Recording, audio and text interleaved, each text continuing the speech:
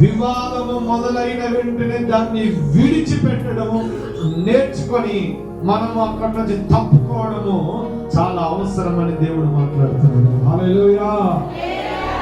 వివాదాలు రాక తప్పదు, కానీ వివాదము ఎట్లాంటిది అని నువ్వు గుర్తుపట్టాలి తెలుసా?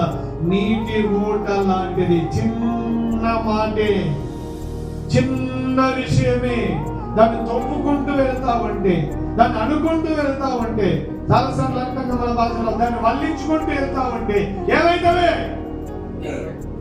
నీటి ఊటలాగా అయిపోతుంది నీ వివాదం. నీ గొడవ నీటి ఊటలాగా అయిపోతుంది. దాంట్లో నెంబర్ 1 స్థానంలో ఉండేది ఎవరు తెలుసా? వివాదంలో భార్య భర్తలే. అత్త గొడవలు కాదు, ఫస్ట్ భార్య భర్తనే, తర్వాత అత్త గొడవలు. హల్లెలూయా. ఏదో కోపంలో వచ్చి ఏదో ఒక మాట అంటే నేనేమైనా తక్కువనా అని ఆ మాట వచ్చింది అనుకోండి, అది మెల్లమెల్లగా నీటి ఊటలాగా ఊరుతుంటది వివాదం.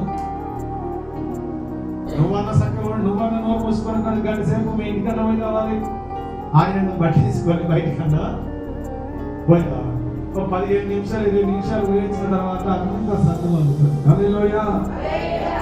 వివాదాన్ని అంటనే అనుకుంటూ చూస్తున్నావు అనుకో, అది నీటి ఊట లాంటిది. ఆ వివాదము కలహము ఎప్పుడు కూడా ఆరిపోదు. అందుకే దేవుడు ఈరోజు అంటున్నాడు, వివాదము కలుగుతున్న వెంటనే దాన్ని విడిచిపెట్టడం నేర్చుకోవాలి. మేము ఈ రోజు నుంచి విడిచిపెడతామన్న వాళ్ళు దేవుని స్తోత్రం చెప్పండి.